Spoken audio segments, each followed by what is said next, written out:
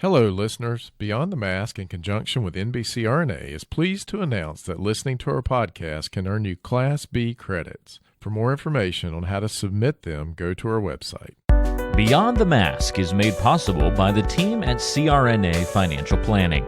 With almost 2 decades of experience, the firm guides CRNAs through the complexities of investing and financial planning. Schedule a free consultation today by calling 855-304-3748 or go online to crnafinancialplanning.com. Now, on with the show. Welcome to Beyond the Mask, Innovation and Opportunities for CRNAs with Jeremy Stanley and Sharon Pierce. We know you spend your day caring for your patient's best interests. On our show, we want to care for you. Join us as we leave the operating room and learn the latest in the CRNA industry. Beyond the Mask starts in 10, 9, 8, 7...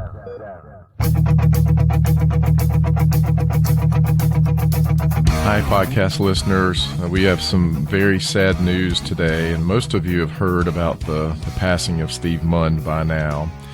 And we're going to do something that we've never done before here on Beyond the Mask podcast. We're going to re-release an episode that Steve did for us. It'll be episode number 43, The Future of Healthcare. Sharon, I think the whole CRNA world is shocked and saddened by the passing of Steve Mund. It's going to be a huge hole in our community, Jeremy. You know how I absolutely adored Steve Mund. And, of course, his wife, Angela Mund, has been on the podcast with us before.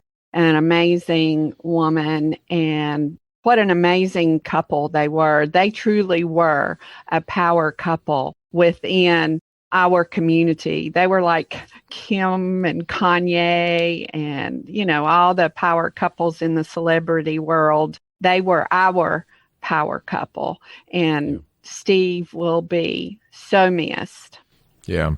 The more I got to know Steve, the more impressed I became with him. And, I haven't known him as long as you have, but I've had the opportunity to serve with him on the foundation board and get to know him, over the past couple of years, even in more detail than I did before. And he never stopped impressing me. His knowledge, his strength, his friendship, the giving back. Just an amazing guy. So many traits that the rest of us could definitely pick up on.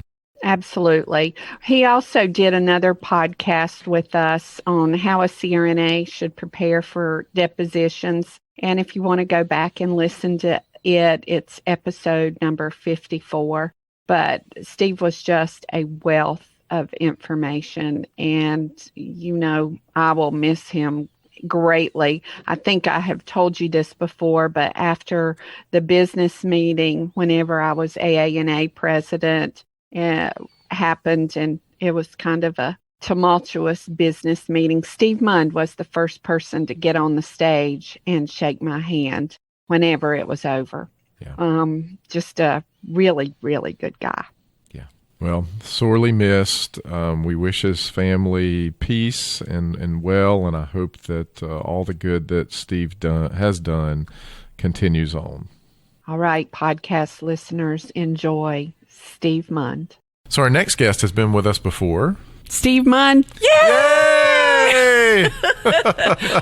Welcome back, Steve. It's been so long since we've had you. Thank you so much. One of the smartest men I know. Sharon raves about you. And all the time. She really I do. does. She mentions you. She's like, all the time, Steve this, Steve that. I'm like, does his wife know you talk about him that much or what? He is truly one of the smartest men I know. Pierce, I'm sorry. But let me give you a little bit of background. We were at the International Federation of Nurse Anesthetists meeting, and after the meeting was over with, I had put together a group of people to go on a cruise down the Danube on Avalon. And we all did some continuing education stuff, and it was when we could still write it off on our taxes. Mm-hmm. And Steve can if you're 1099. Okay, see, now, go back and listen to that podcast. But Steve did a talk on healthcare in the 21st century, and it was so informative and so eye-opening that I thought that it shouldn't just be confined to those few of us that were on that Avalon cruise. So I asked him to come and do this with us. So we might not be on a cruise down the Danube, but all of you listeners out there can pretend that we are. And Steve has such a vast array of knowledge. He was I'm going to do your own bio for you. He was in law enforcement for 20 years before he became a CRNA. And then he's run hospitals. He's been in the military. I mean, he is just an all-around man of many talents. Absolutely. He is. And actually, I have a fabulous picture of him from one of the PAC events. You remember the guy after World War II, and he dipped the nurse and kissed her? Uh-huh. And Steve Mund dressed up as that man, and I've got a picture of me being dipped. Oh, wow. By Steve Mund. I see why she talks about you so much now. Well, it was unfortunate. It was a sailor, and I'm an Army guy, but I did both. All right, so our topic is healthcare in the 21st century. So, Steve, it's interesting with the state of healthcare today. Who knows where healthcare is going to be in 20 years or 30 years? It's an interesting dynamic that we're dealing with. So I'll let you kind of take off from there. It is an interesting, and I would even say to you, Jeremy and Sharon, that we don't know where it's going to be 5 years from now. I mean, I think all of us would project at 20 years and that sort of thing, that those are hard. But I think it's changing so rapidly. I mean, the expression's been used, a constant state of perpetual whitewater, and how do we get through that? And I think we have a great opportunity here to help lead that, particularly at least in the anesthesia world, and just as leaders as we continue to advance. I've been fortunate enough to, besides being clinical, but to get into some of those discussions as I moved up in my leadership role. But I mean, I think we have to, even as frontline providers, you have to understand what the C-suite wants. And basically, it can come down to four things. They want a high-quality organization. They want that organization to be cost-efficient. They want to deliver results that truly matter.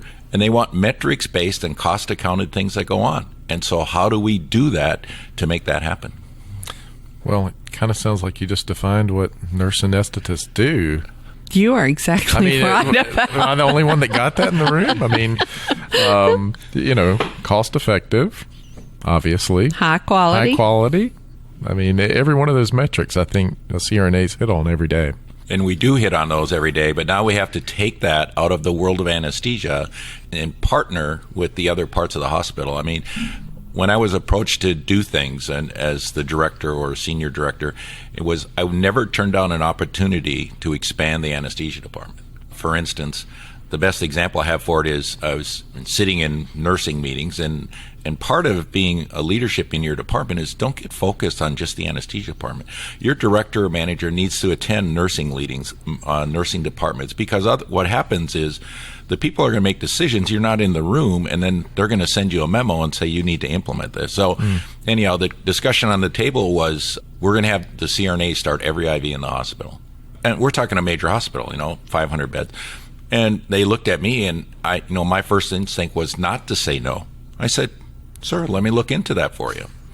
And I did, and we ran the numbers, and I said, no problem. I'm more than happy to take that on a department. I need 5.7 FTEs to do that, and by the way, here's the cost for that. There you go. But the next step to be really, truly, to be a problem solver for your organization is not just lay that out there and say, if you don't hire me, the people, I can't do the job.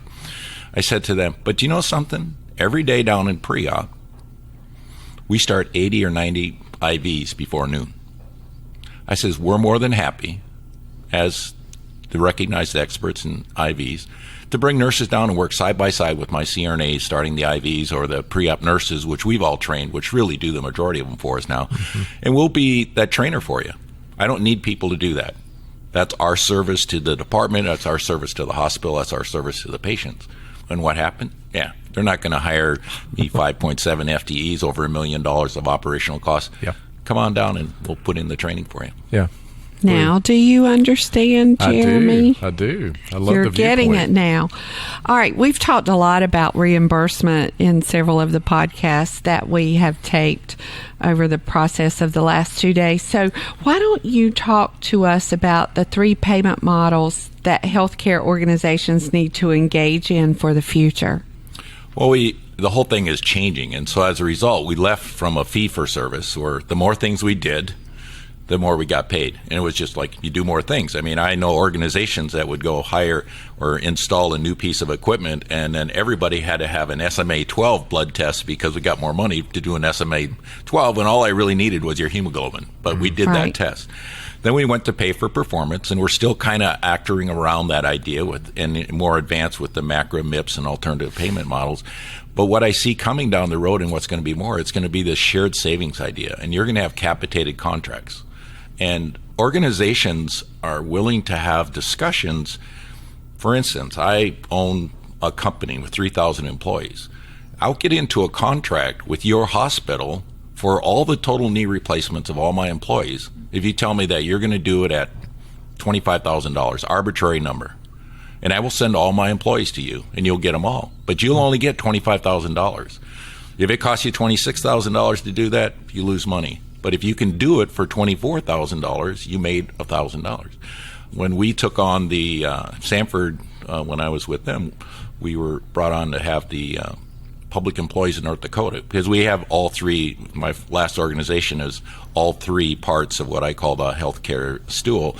We're an insurance company, we're a healthcare provider, and we're a healthcare employer. But our insurance division took on all the retirees. That was a capitated contract. You're going to take care of all these retirees for these things. So then we had to know how we could manage that and incur those costs. Because at the end of the year, they were going to send us X number of dollars, and we either spend more or less. And just like us in our personal lives, at the end of the year, there's got to be one more dollar in the checkbook for the hospital than the expenses are. That model will make you pretty efficient pretty quickly, or bankrupt. Oh, yeah, exactly. One of the or two. Bankrupt. Yeah. So it's accountability. I mean, accountability as far as the provider is concerned, and it does make you more efficient. My question has always been about the accountability on the other end of the spectrum, because you may have patients with all these comorbidities, and a lot of them are behavioral issues that can be changed, but yet none of that seems to me to be addressed. I mean, if I have somebody who weighs 400 pounds and smokes and comes in for a total knee, obviously they're going to have more problems. Can it down the road? Can you get into patient selection? I mean, this is a huge issue that's not just as simple as it may seem from the outside looking in. You're absolutely right. And the problem is the payers and the regulators don't care. Well, no, I'll take a different. I think they do care. Okay. They just don't know how to execute it.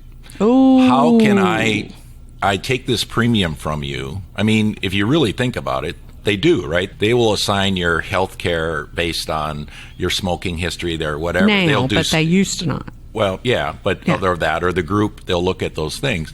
But the only people that the payers can penalize are the providers. Right. I can't. I've always believed that if you're 35 years old and through your poor health, you will have an open heart surgery, and we provide you open heart surgery and we tell you what to do.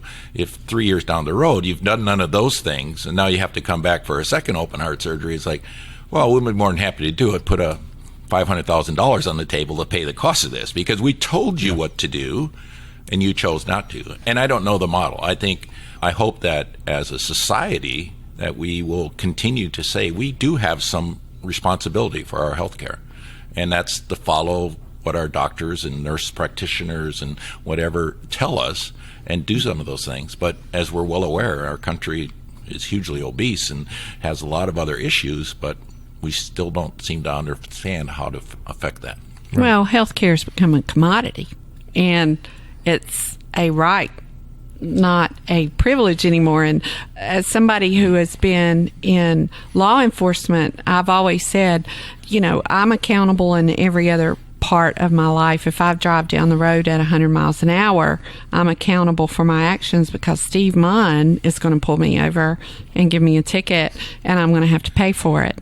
but I can metaphorically drive 100 miles an hour down the road with my body Right. and not taking care of it, but I'm not held accountable in some ways Right. with that. But that's a whole other conversation. Yeah, it is.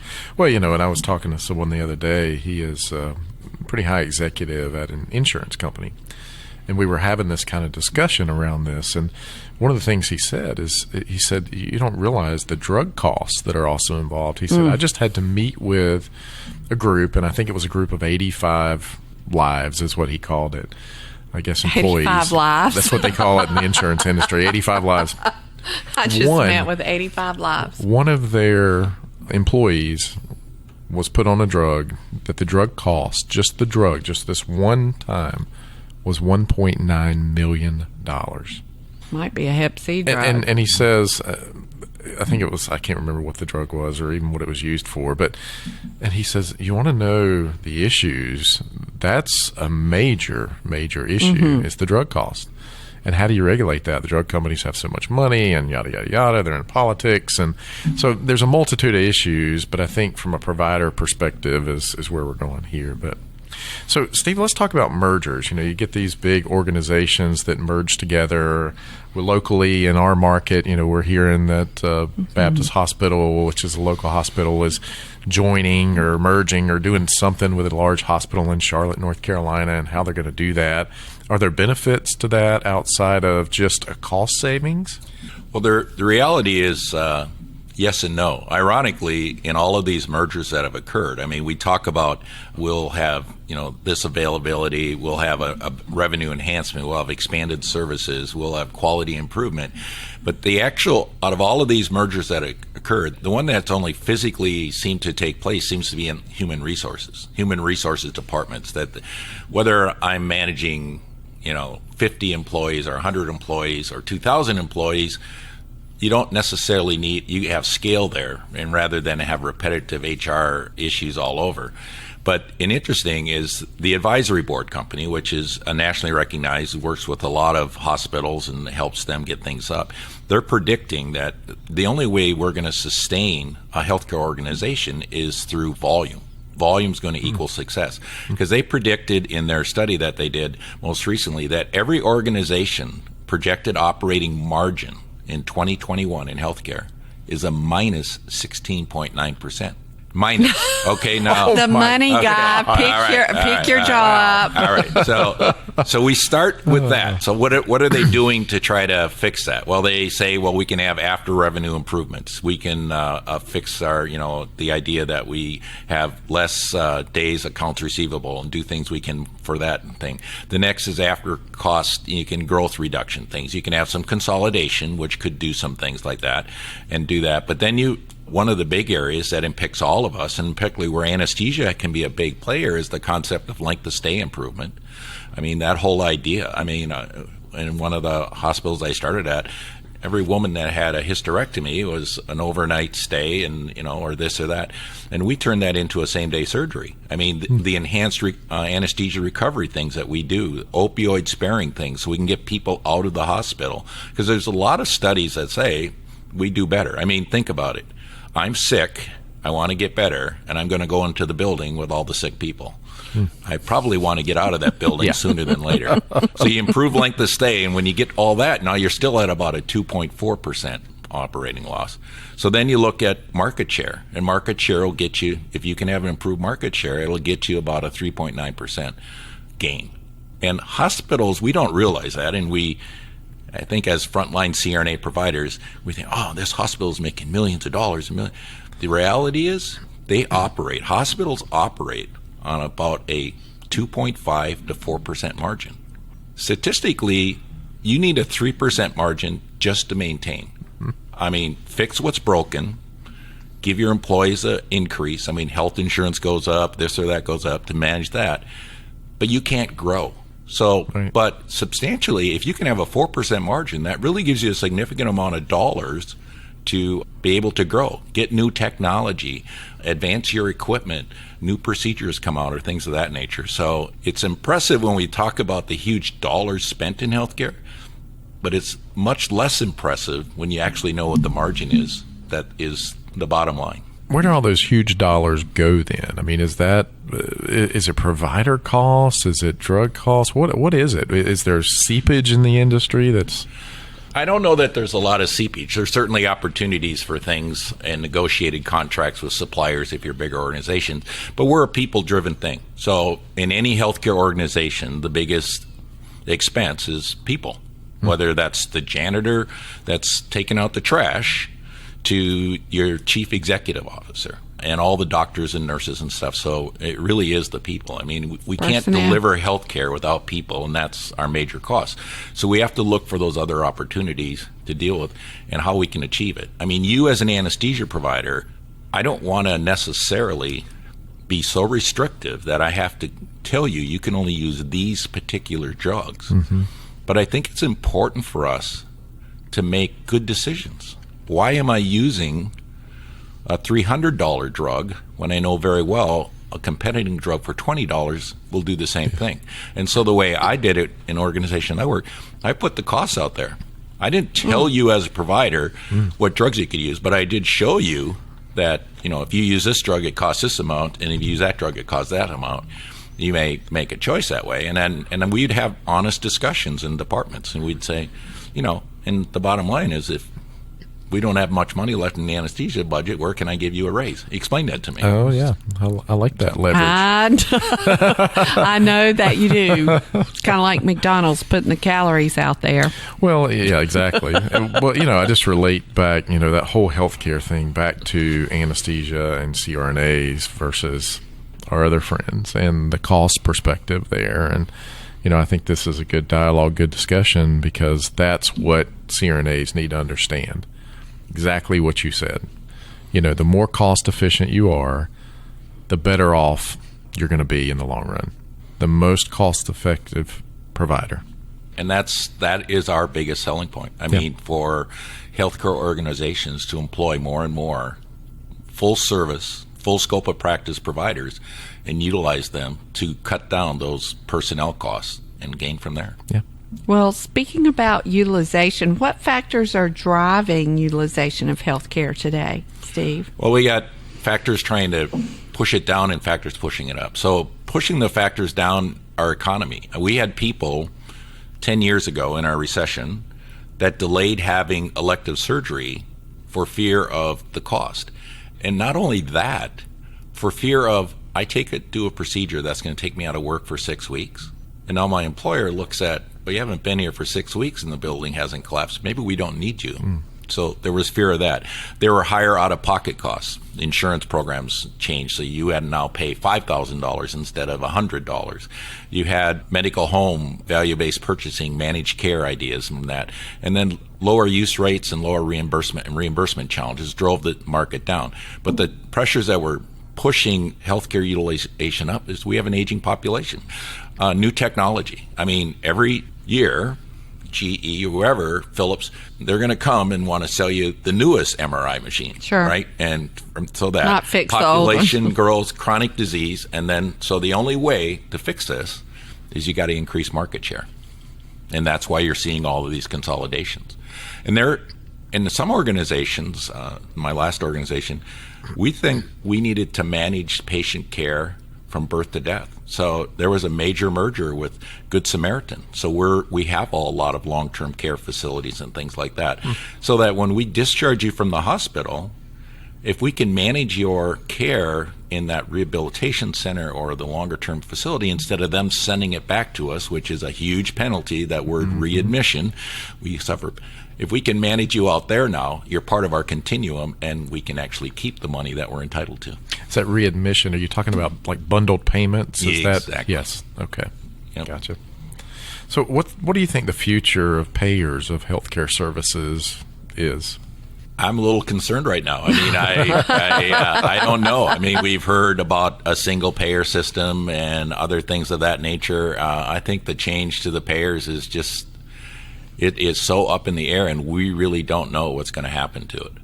And as a result of that, so I think we have to be constantly vigilant of it. I think our national organization does a good idea of monitoring things. But typically, the private sector insurance companies have followed the way of the Medicare program. I mean, Medicaid is the largest healthcare insurance company in the world. Yeah. And if they're going to change something, the private payers are probably going to go down the same side. So if they're going to reimburse for something, then the private payers may reimburse for it. Well, if Bernie has his way, it'll be Medicare for all. He's not the only one, Sharon. Elizabeth Warren. I think there's some advocates on both sides of the aisle. Sure. They're just not talking about it. Well. But we have to control costs. I mean, we really do. I mean, we're the world's largest spender, and yet we don't have the best outcomes. Yeah. And that's very clear. And why is that? So. You know, I'm getting ready to start my policy class at Yale, and we're reading a lot about that, and it's pretty startling statistics out there. And it's a complicated issue, to be sure. But talking about healthcare issues, what's the best way to stay informed, do you think, Steve? You know, it's a very simple way, and I pass this on to all the students. But there's a thing called Becker's Reviews, and you just go to beckersreviews.com. You sign up for it, and you can choose to get a number of them. There's clinical ones, there's infection ones, but it's a little email you'll get every day that'll have the top 10 or 15 stories about this organization, these two companies are going to merge, these hospitals are closing, or things of that nature. And I think it's imperative for all of us to just kind of have that knowledge and see it, because to make an analogy from my law enforcement career, when new drugs are entered into the illicit drug world, they seem to come from the coast. East Coast, West Coast. I mean, it just seems that the population centers, they did it. And then the law enforcement had to figure out ways to combat that. How do we catch them? How do we do this? So by the time they got to the Midwest, many times, they had tried 6 things that didn't work. So consequently, we didn't have to go through that same learning curve. And so I would argue that as providers, we need to be just knowledgeable. Even the frontline, you just need to know, where are the trends? Are these hospitals consolidating? National anesthesia management companies, what does that mean? And watch where that's going, so at least we have some awareness. So when all of a sudden one day you read that your hospital is being acquired by somebody, you should have had some foresight of that. Good friend of mine turned me on to Becker's, Kimberly Gordon. She's like, you have got to read this. Huh. So. And it doesn't take much time out of our day. I mean, you can get into it and get every story, but there's some highlights. And I mean, like when I was working in North Dakota and Angela was in South Carolina, and I see something that this hospital in South Carolina was, changing, I'd say, did you check this out? I mean, is that one of your clinical sites? I mean, sort of deal. Because they're all of a sudden saying they're going to be closing this hospital. So how do you determine value in healthcare these days? You know, that's a huge question. You can't create something you can't define. So we need to, how do we define healthcare? How do we define healthcare value? I mean, a traditional way to define it is you take quality and divide it by cost. But what is quality? I mean, we don't, what is? How do you define that? I mean, usually we just assume quality, right? I mean, the question is, if you actually knew, would you have the median quality CRNA on your case? I mean, would you? I mean, no, we always want the best. I want the guy that made a C, not the A. Well, that's just it. So we just have these assumptions of quality. And as a result of that, and a lot of times the cost is we don't know and we don't care because we don't know how to quantify the cost correctly, and we don't do a very good job of that. So I do love Michael Porter, a PhD who's done a lot of significant studies in this issue, and he says value should be outcomes divided by costs. Let's have the outcome. What is the outcome? That we fixed your knee. The outcome is we healed your pneumonia or something like that. So it depends on results and not inputs. Okay. First, we usually looked at it as inputs. The more inputs you had and the less costs, you'd have a high value, in organization. And if you had a few inputs with a high cost, then you had a low value. But really, it should be about the outcomes. It's very multidimensional. We look at the full cycle. So, Steve, how can providers show their value to their organizations? Well, you have to ask yourself every day, what do you bring? What do you bring? Simple things. Do you show up on time? Do you help become a team player? The analogy was what I told the story earlier about how are we going to be a team player to get the nurses? I mean, sure, high cost to have every CRNA start every IV, But we Right. can still get high quality if we help during that training. So you got to search for those opportunities to provide services. And you got to get membership on hospital committees so that you're there. And then you got to show up and you have to contribute. Yeah. Well, I know there's a lot of these, but what are the wastes in healthcare organizations, and how could our listeners be the solution to some of those? Well, there's a number of ways. We put them in particular buckets, but generally speaking, if I use three broad buckets, it'd be financial, clinical, and personnel are the many types. So financial waste. You open 3 ET tubes. Do you really need to open 3 ET tubes? I mean, it doesn't mean anything to you. I mean, if you have a logical reason to have it, but you actually need to open them. I mean, I know sometimes when we had pediatric kids, we'd open up, what we think and a size on either side. But think about your process. Would there be a more cost-effective area to do that? Clinical, the whole ERAS thing. Mm-hmm. What can we do from that perspective to improve that? And then personnel costs. Do we have the right people doing the right thing? But you know something? Reality is every system is perfectly designed to get the results they do. So unless you look at the system, it will not. And that's not a Steve Mund quote. That was actually a quote from Dr. Ball Paddleton. But I use it all the time because they are. And interestingly enough, one person's waste may be my income. So that's true. We have to figure a way to, again, back to the quantify that down to the level. Every CRNA, as we're talking about CRNAs here, needs to understand those numbers. Like Steve said, yes, if there's no money left at the end of the year, where does your raise come from? Well, that's exactly right. I mean, and it's not always around money. I mean, it's wasted time. Example, right. When we designed our new hospital and we had significant input, the organization did a really good job of having input from the end users. So we used a warehouse and we built the ICU room as it was going to be, the entire head wall, and then brought the ICU nurses in there and said, is this going to work? And they go, no, that's over here and I need that over here. And you think, well, that's not a big deal. But just think about it. If every day that nurse has to take 10 extra steps to go do something and come back, and you do that 25 times a day, why are we doing that? Yeah. I mean, where do you put the Pyxis machine in your OR? I mean, do you put it across the room so maybe the circulating nurse can have access to it? But if you're the guy or the gal that's taking 99% of the drugs out, why isn't it close to you and make the person who only takes drugs out once or twice, maybe, if ever, put the machine? So it's that idea that it's not always a number. It may be just a physical layout of things. Well, I learned a lot about soft costs whenever I was president of the AANA, and Wanda Wilson was really good at talking to me about things like that I had never really thought about, soft costs such as a person's time. So I hear what you're saying. Well, time's the most valuable thing we have. Time is valuable. Yeah. Steve, it's been great. Anything you want to conclude on as we wrap this up? No, I just want to encourage everyone, even frontline users, be involved. Hopefully get your managers, directors, whatever. And then for those that have gone into some leadership, look at stepping outside of your department and going out into other areas and be part of your hospital. But don't be a negative person, be a solution finder. Very good advice. As always, wonderful topic. Thank you for being here, Steve. Well, Sharon?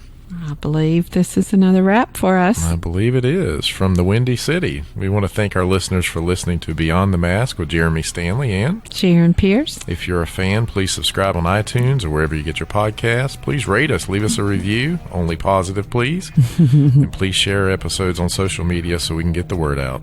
It's a wrap.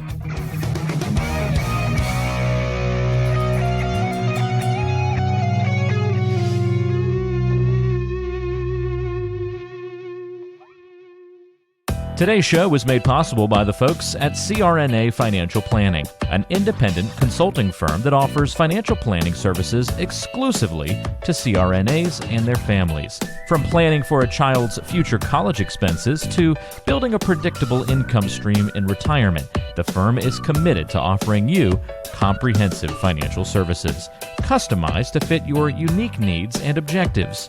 If you have questions about your financial future, get them answered. Call the team at 855-304-3748. That's 855-304-3748. or go online to crnafinancialplanning.com. And thanks for your support of Beyond the Mask.